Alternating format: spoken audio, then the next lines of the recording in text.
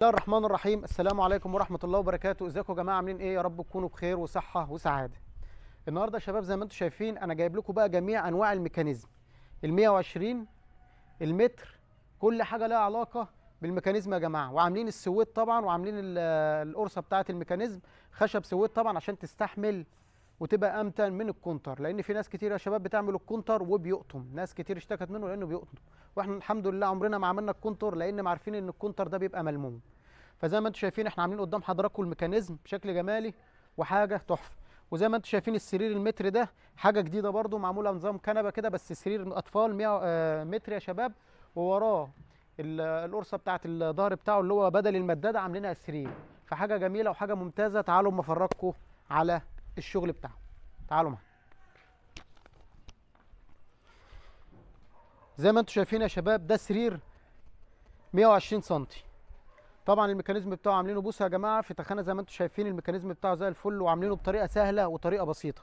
ولو حابين تشوفوا طريقه تركيب الميكانيزم ده اللي هو ال 120 سم هسيب لكم في صندوق الوصف السرير وهو بيتنفذ، وطريقه تركيبه سهله وبسيطه جدا وما فيهاش اي تعقيد، اي حد يركبه لانها بسيطه جدا. تمام. ده السرير اللي هو ال 120.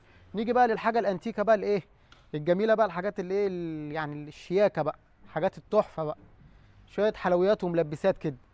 زي ما انتم شايفين ده سرير معمول بالشكل الجمالي ده. زي ما انتم شايفين في قطعه مكتبه هنا، حبينا مثلا نرص حاجه نعلق حاجه بالشكل الجمالي ده بتبقى جميله وتحفه معانا وجميله. وزي ما انتم شايفين ده الميكانيزم برضو اللي هو ال 90 سم. الميكانيزم ده يا جماعه اسمه ميكانيزم 90 سم، بيشتغل على كام؟ على السرير المتر. كثافه الباكن بتاعه طبعا بتبقى 75. تمام يا شباب. خلاف كل ما بيعلى في الامكانيات ويكبر كل ما بيزيد في ايه؟ في قوه الضغط بتاعه. فال 120 له ضغطه، وال 100 وال 90 سم له ضغطه، وال 150 وال 160 له ضغط تاني. كل مساعد يا جماعه له الضغط بتاعه. فزي ما انتم شايفين احنا عاملينها سويد عشان السويد طبعا كانها مله عادي وتستحمل بدل الكونتر. السويد طبعا بيبقى متين وفوائده كتيره قوي، ان هو مع الزمن مع تغيرات الجو ما بي ايه، لكن مهما كان الكونتر دي حاجات ملزوقه على بعضها خشب. في ناس بتكبس مهما كان الكبس برضو مع الابلكاش والكلام ده. ممكن حد، لان في اخواتي في التعليقات كلموني قالوا لي يا مدحت في الكبس ساعات ممكن ايه تعملها كبس وتحط الكلام. لا، ما هو الابلكاش برضو يا شباب مش هيبقى برضو في متانه زي ما تبقى مربطها عاشق في معشوق بسن ساق بالكلام ده، بتبقى زي الفل. حتى لو في حاجه حصلت فيهم هتروح جاي شايل دي ومركب غيرها بكل سهوله وبكل بساطه. ودلوقتي ابتدي افرج حضراتكم عليهم بالشكل اللي انتم شايفينه ده. طبعا يا جماعه الشكل الجمالي السرير قدام حضراتكم اهوت حاجه جميله وحاجه تحفه. بنخش طبعا قدام حضراتكم كده بنقفل الميكانيزم بتاعنا. بصوا يا شباب الميكانيزم بيقفل ازاي، خد بالك. بص الميكانيزم لغايه هنا يا شباب وما بيردش. شايف انا عامله ازاي؟ ما بيردش لغايه هنا وما بيردش. نفتح كده شغال عادي قدام حضراتكم اهو. نيجي برضو للسرير التاني ده ال 120 طبعا بتاعنا برضو هنقفله قدام حضراتكم ونفرجكم ازاي بنقفله اهو. بصوا يا شباب قفل عادي ولا في اي مشكله ولا بيرد ولا بيعمل اي حاجه، لان الحمد لله معمول محكم و10 على 10. نقفل برضو الميكانيزم التاني قدام حضراتكم. شايفين يا شباب بيقفل. وبرضو اعمل لكم التريكه برضو اللي انا بقول لحضراتكم عليها اهو. بصوا يا شباب اهو. بصوا يا شباب الميكانيزم مفتوح قدام حضراتكم اهو. بص لغايه قد ايه؟ بتاع 10 سم، والحمد لله ما بيردش، لان عاملين مقاساته يا جماعه وعاملين كل حاجه ومعرفين حضراتكم كل حاجه لها علاقه بالميكانيزم. وان شاء الله هسيب لكم بتاع ال 120 وبتاع ال 160 يا شباب. هسيب لكم ال 120 وال 160 ان شاء الله هيبقوا موجودين معانا في صندوق الوصف. اي حاجه انت عايز تتفرج عليها اتفرج عليها وتبقى جميله وممتازه. زي ما انتم شايفين برضو ال 120 هنقفله قدام حضراتكم برضو اهوت. شايفين يا شباب؟ نعمل برضو التركه اللي بقول لحضراتكم عليها اهي. بصوا يا شباب انا فاتحه لغايه فين اهو.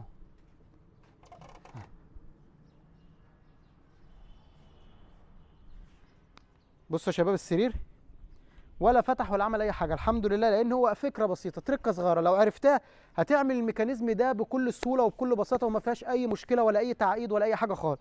ادينا قفلنا يا جماعه اهوت بيقفل معايا اهوت. وادي دار اخر قفلناه اهوت. وادي يا جماعه كله مقفول قدام حضراتكم. وبنمشي كمان يا جماعه على المله قدام حضراتكم اهوت، بحيث ان انتوا برضو تبقوا ايه حاضرين معانا اهوت. يا جماعه بنمشي على المله كلها قدام حضراتكم اهوت. شغل يا جماعه جميل وحاجه ممتازه معلش بقى اللحوس الايه البتاع. حاجه جميله يا جماعه وحاجه ممتازه. نمشي برضه يا جماعه على ال 105 على ال 100 120 اهوت. زي ما انتم شايفين يا شباب ماشيين على السرير كله اهوت، ما فيهوش اي مشكله ولا اي حاجه. شايفين بقى الشكل الجمالي يا جماعه، والجمال والشكل الجمالي. بص شايفين يا شباب الشغل الزان طبعا والتشطيب. بص لا الشغل الحمد لله كله يا جماعه حاجه متانه ونظافه زي ما انتم شايفين، كله حاجه 10/10. نبتدي برضو نجرب كل حاجه. يعني ورا زي ما انتم شايفين يا شباب حاجه جميله وحاجه فوق الممتاز. زي ما انتم شايفين يا شباب كل حاجه قدام حضراتكم اهيت بالشكل اللي انتم شايفينه ده. برضو ال 120. طبعا السراير دي يا جماعه معموله ساده ليه؟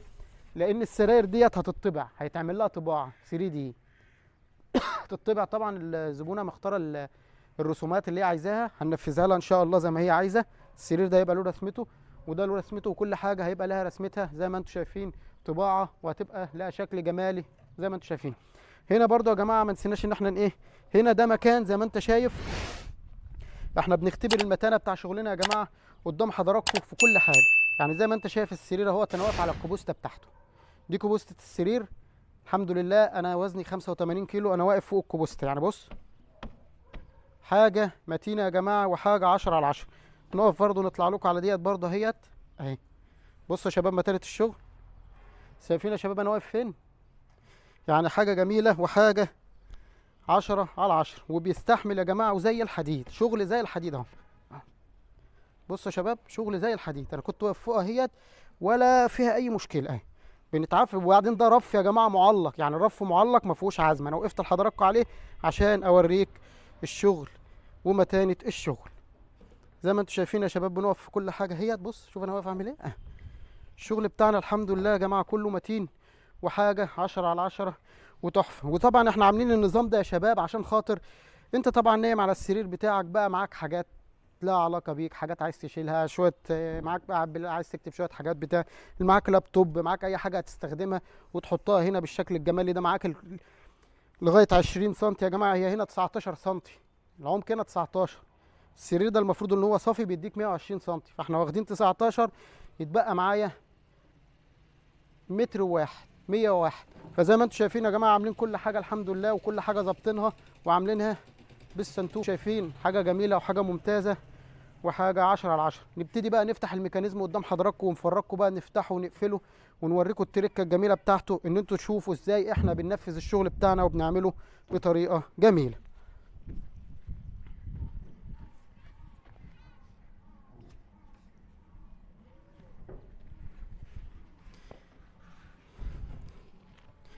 طبعا بقى يا شباب دلوقتي انا هوريكم الايه طريقه بقى ايه فتح وقفل الميكانيزم اهوت. هنفتحه قدام حضراتكم ونوريكم احنا بنفتحهم ازاي اهو. بنفتح الميكانيزم عادي قدام حضراتكم اهوت وبنقفله اهو. بصوا يا شباب الميكانيزم اهو اهو. بصوا يا شباب اهو اهو عادي خالص ومفيش اي مشكله، ومتين يا جماعه وزي الحديد. الميكانيزم بتاعنا زي الحديد اهو. رفعته يا جماعه بنرفعه بيطلع معاك في ساعتها اهوت يا شباب. زي ما انتم شايفين اهو بنفتح الميكانيزم بتاعنا كله الحمد لله بيفتح جميل وحاجه فوق الممتاز. نفتح برضو اللي هناك ال 120 بتاعنا ده اهوت. الميكانيزم يا جماعه كله مفتوح قدام حضراتكم اهوت. حاجه جميله وحاجه ممتازه.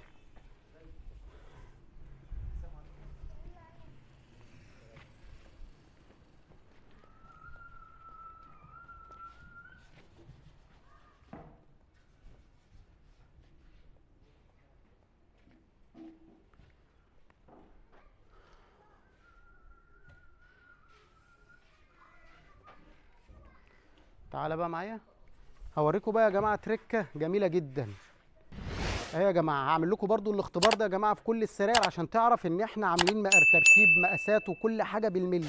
التركه دي لو عرفتها ان شاء الله موجوده في الفيديو، اتفرجوا عليهم هتفهموا كل حاجه في الايه في الفيديو اهو. بصوا يا شباب انا كده بقى في الميكانيزم لغايه فين عشان اعمل لكم الحته دي في كل في كل الايه السراير اهو. هنا انا ما قفلتش السرير للاخر اهو. تمام يا شباب اهي نفس الوضع اهو. والسرير ما ردش، يعني انا ما قفلتوش للاخر والسرير ما ردش. هاجي برضو في ده اهو اهوت يا شباب. بصوا والسرير برضو ما ردش. عشان تعرفوا ان الفكره متنفذه في كل السراير الحمد لله ولله الحمد. زي ما انتم شايفين برضو هنيجي نركب في ده برضو نفس الوضع اهو. بصوا يا شباب اهو، لو لاحظتوا كل السراير متفتحه قدام حضراتكم اهيت، ما قفلتش للاخر. ليه؟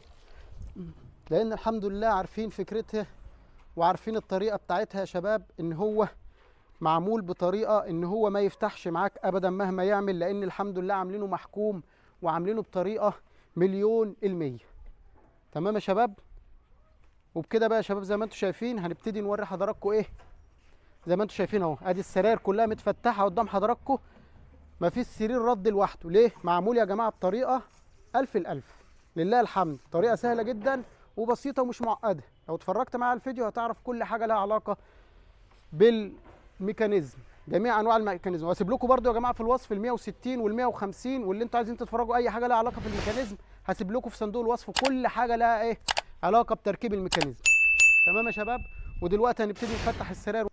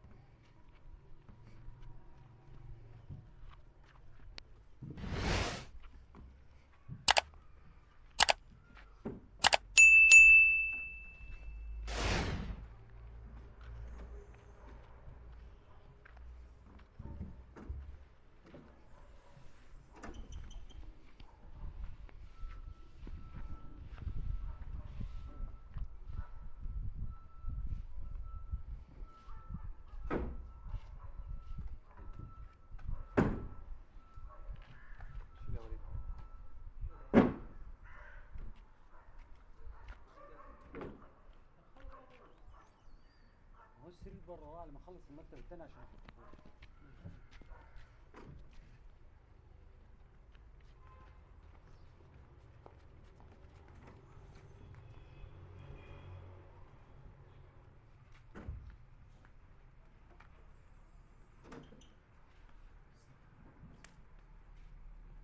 لو عايزين تشوفوا الميكانيزم ده احنا ركبناه ازاي وشويه شغل ونشرح لحضراتكم كل حاجه لها علاقه بالميكانيزم، كمل معايا لاخر الفيديو هتشوف ان شاء الله اللي مش هتشوفه عند حد ابو غابه الاستاذ سراكي. سلام.